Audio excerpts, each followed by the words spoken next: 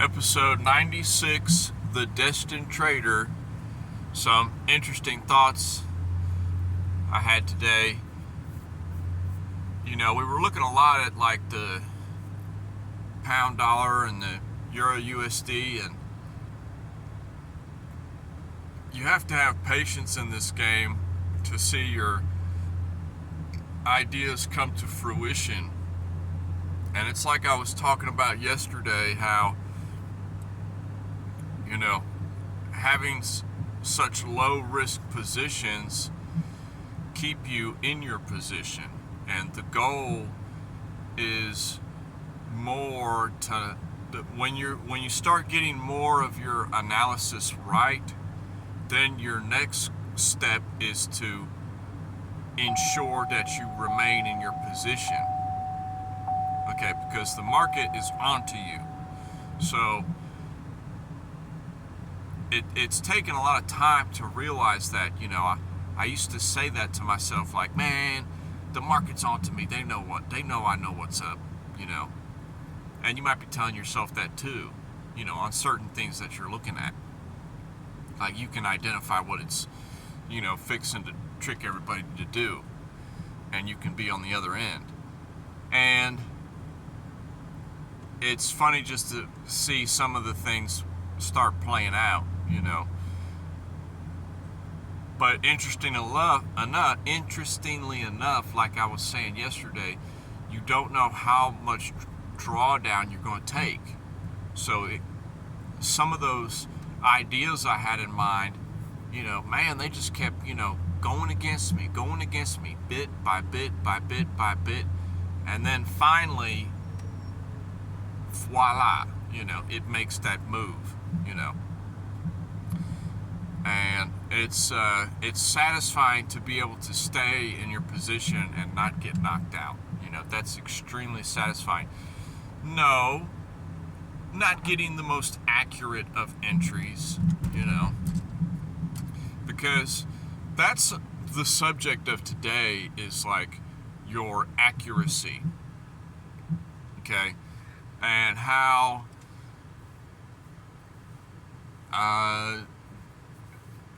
working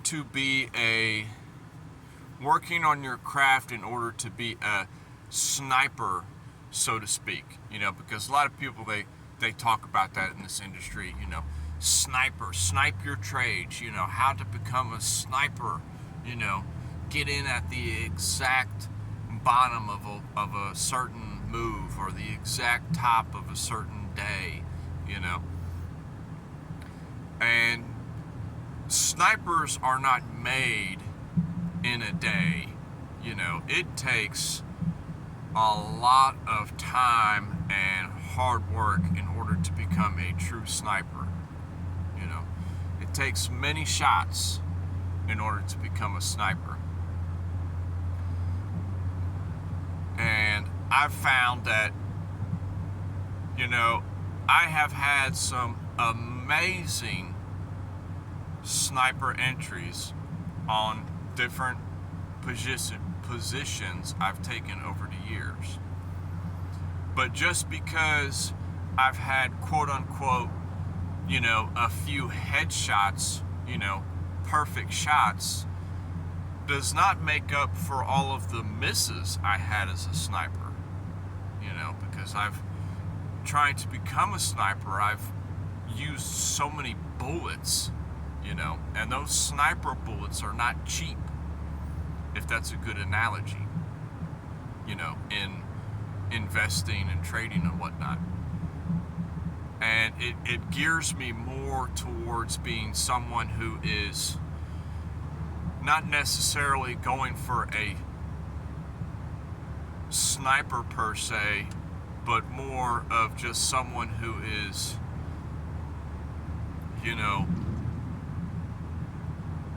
making sure that I'm still in the fight.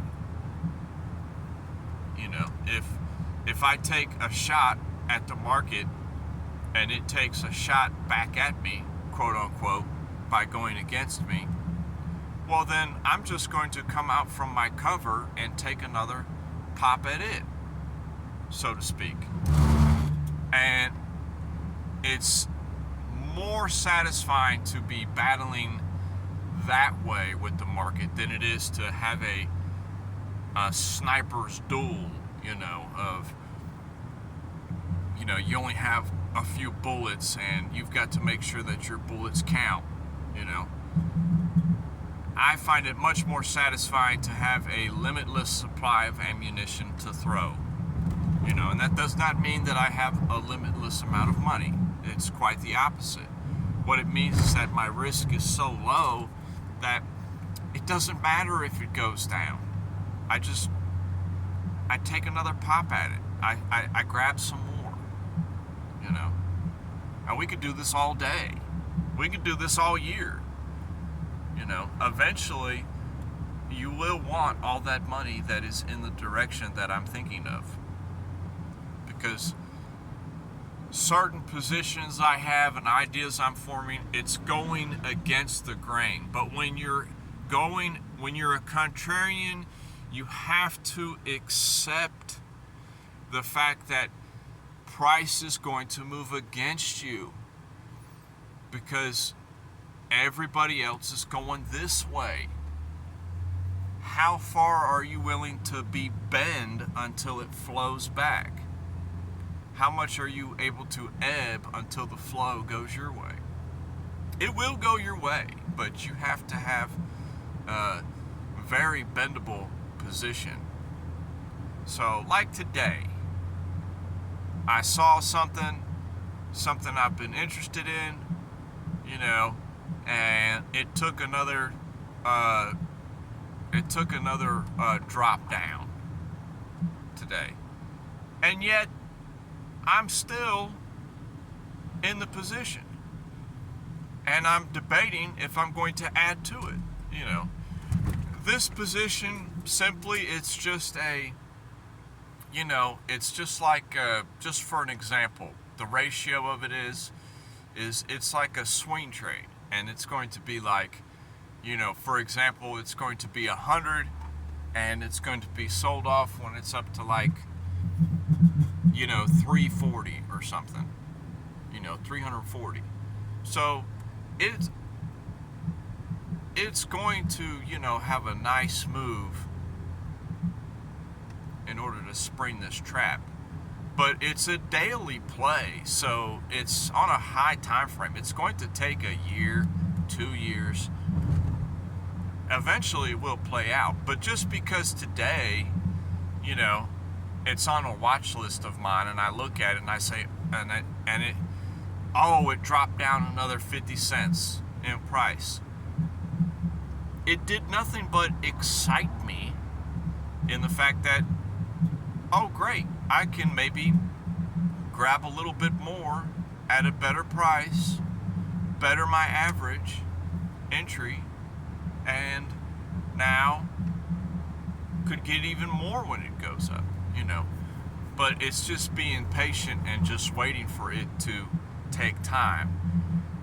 See, what you look at now, when it comes to like swing trading and stuff, this is the hardest part about swing trading, is that just because you're looking at something now and it looks great, you're forgetting that it's going to take time, a lot of time to play out. Them swing trades take months to play out, weeks to play out, and you have to just wait.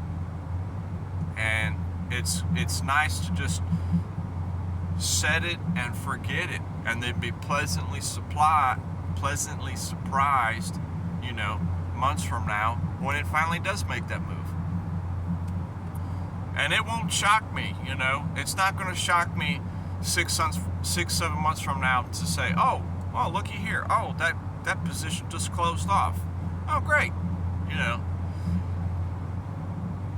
That is like so much more satisfying now to me than ever is the, okay, this is going to go here, and in the next couple hours it's going to go here. Wham, bam. Thank you, I'm done. Great. Because there's so much more risk involved with that. And then other people might say, well, no risk, no reward, bruh. Well, it's still a risk what I'm doing. It's just on a different time scale. And here's the risk, but I have time to react to it.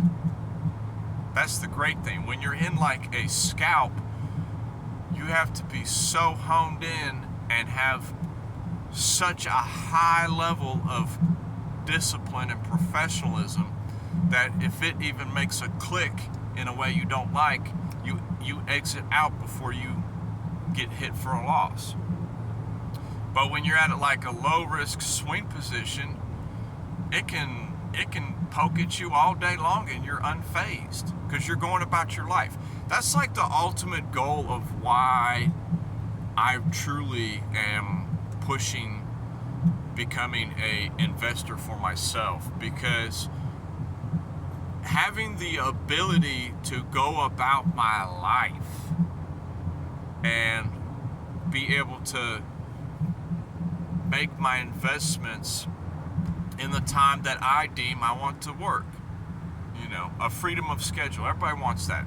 Everybody wants that, but nobody wants to put the work into it. And we have to put so much work into it till we get to that point. But it's nice to,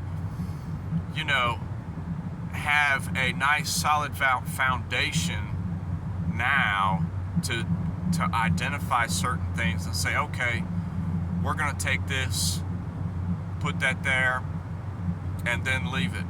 And then don't even think about it no more, move on to the next one. Keep it on the watch list, and then once a week, once a month, check up on it, see how it's doing. Like one I had several months ago, it had looked great on the chart. This particular stock, it looked great on the chart, and we had took a nibble, and I would occasionally check on it, after I had first purchases. The several following weeks I would check on it once a week, twice a week, and then it kind of just say I got it at like $1.80, and it was kind of just playing around the dollar area. So I was just like, you know what, I'm just gonna leave it, because my projection was like $5. So I was like, well, it's just kind of settling down here. I bought it a little bit high, it's just settling down here. And it wasn't much, very small amount, and I've noticed it the past couple months. It lost that dollar area, and it's been trading sub $1 for like 2 months now, and it kind of just keeps ticking down, and now I'm glad that I didn't put a lot in it, because now it's not really holding any area, because it keeps making, it just keeps getting lower and lower. It's always preferred for it not to make a lower low like on a high time frame, for it at least to maintain above its all-time low, if that makes sense. I'm looking for that too, because in the past, I'm thinking I can catch bottoms on things, but there's a difference between catching a bottom and then something like bleeding out, So all-time lows are not favorable to me personally in like something I'm going to invest in. I'm more preferring, when I'm looking at something, I'm more preferring to find something that has not hit its all-time low, but is down there, and it's like it's got a nice cushion. Think of it like, a plane that, think of it like as, you jump up in the sky, and then you come back down, and you land, a little bit higher elevation than you did when you jumped out the sky. You don't want to land at a lower elevation than you did when you jumped out the sky.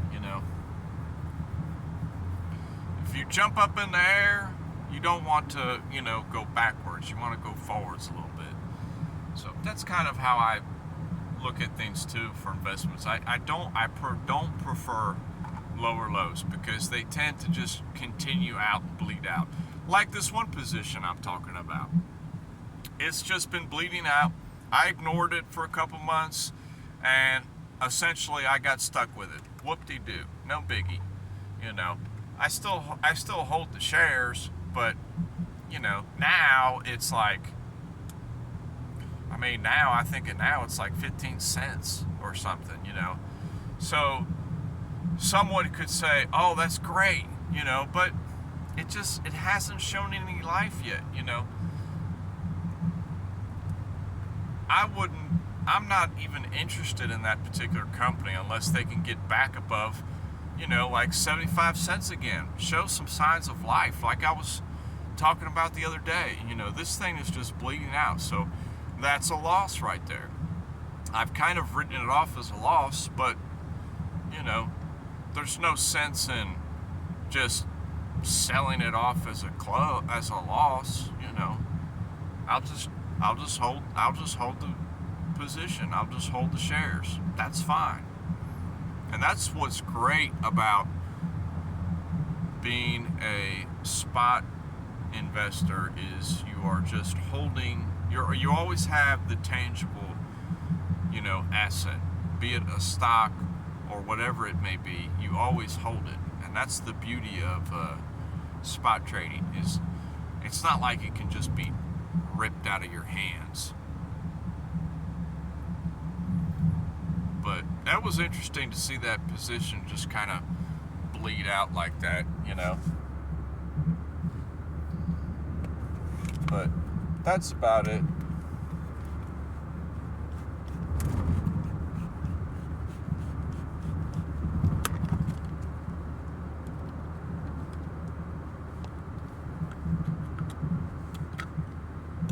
I had to put the phone down for a minute. Apologies. Had I guess Mr. Policeman behind me didn't like me holding my phone up while I was driving, but I prefer to, you know, I love making these videos while I'm driving because it keeps me away from looking at a chart, keeps me away from the laptop, you know, and it's just like, it's just your thoughts and your thoughts alone that drive you to what you're thinking of and what your thought process is on certain positions you're looking at and things. But it'll be interesting to see if this one I've been eyeing is going to play out. You know, I will be pleasantly surprised in several months from now if it does play out. You know, it'll be interesting. But, you know, if something is just like kind of bleeding out, you know, and you're at a loss and you're still holding it, I mean, that's your decision if you just want to get rid of it, or if you just, you know, maybe you want to get some more. But I prefer to see some signs of life in something, you know. It's just, it was unfortunate to see that company just kind of get sold off so bad like it has been for the past 6-7 months. But you know, that's how it can be. And then another company is showing great signs of life. It got up to, you know, $2. It was trading sub-dollar for a long time, and then it jumped up. You know, and now it's showing signs of life, and it got to like 203 the other day. And, oh, you know, euphoria kicked in. You know, oh, I'm excited. Let me get in on this. You know, well, I'm glad I didn't, because now it's like $1.90. You know, and it'd be nice to see it, you know, kind of hold above $1. You know, we could start taking some nibbles, you know, at it, but it'll be nice to see if it holds up above $1. If I see it, you know, holding above $1, $1.20, $1.30, you know, $1.10, those are my nibble areas. You know, 90 cents, that's a good nibble area. But If it kind of loses like 90, 80 cents, then I might change my tune. Then I might exit. But that's because it's just something I've been looking at for a long time, and I have a plan in mind. And that's kind of like another little message for today is, do you have a plan in mind? Are you just buying to buy? That's the difference between like someone who is a trader and someone who is a gambler. This is just my personal opinion, which doesn't mean a hill of beans because everybody has their own opinion, but my opinion is the difference between a trader and a gambler is a gambler just buys to buy because they think it's going to go up, and they just buy it, and if it goes up, great. If it don't go up, they just sell it off, go to the next one. A trader kind of more has a plan set forth for that position. I'm going to buy here, and then I'm going to, if it gets to this level, then I'll get out. If it gets up here, then I'll sell it. If it stays here for a long time, I'm just going to hold it. I'm going to watch it. It's just that's just kind of how it is. There's a lot of gamblers in this space that they think the markets are just like a casino that you can just, throw money at, and then you either make it or you don't. Well, I mean, I guess it just depends on your perspective, but having a plan just kind of changes your whole perception on what this industry is about, Having a plan and seeing how,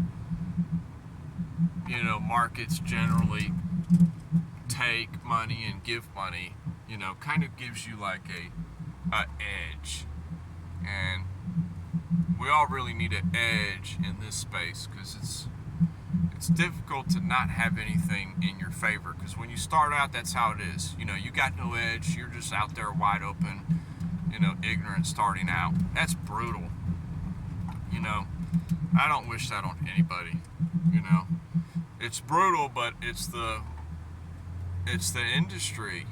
The industry is like getting the less fortunate. I say less fortunate, but the regular schleps like myself and millions of others out there to put money in without really doing any due diligence or research on something. That's just why it kills me, like on TV. Every time you see something on TV, anytime I see something on TV, I immediately just get like suspicious of it, because you might see something on your favorite channel and it'll tell you, hey, this is a great company. They're doing great things. Y'all should invest in this. I'm like, that just screams red flags to me. I don't care if it is the next best thing. Why would the TV be telling the public that? They're telling the public because they want the public to buy it, man. They want it to buy so they can have somebody to sell to. There's a lot of early investors that are pushing to get this stock out there or this IPO out there so people will gobble it up. I always be leery of things like that. New companies, at least have a little bit of something I can look at, have a few months, have a couple years, some kind of historical data that we can base it off of and see if there's a path to success on a particular investment. So many times people just throw buku money at things that just come out because it's fresh, new, hot, and trending. Doesn't mean it's gonna go up. My experience, most things that initially get listed they get sold off quick because of all the early investors. You know, they have to make their return on their investment, so they sell it onto the public, and then the early public sells it to people that find out about it later, you know. Much more interested in companies and assets and things like that that are going to be around for some time, because that's when you make more money, is over the long run, investing in things that are going to be around, not on things that are just going to be here today, gone tomorrow, you know. Hot trending news this week, and then 6 months from now, that company's just getting bought out by another company or going bankrupt or what have you, you know.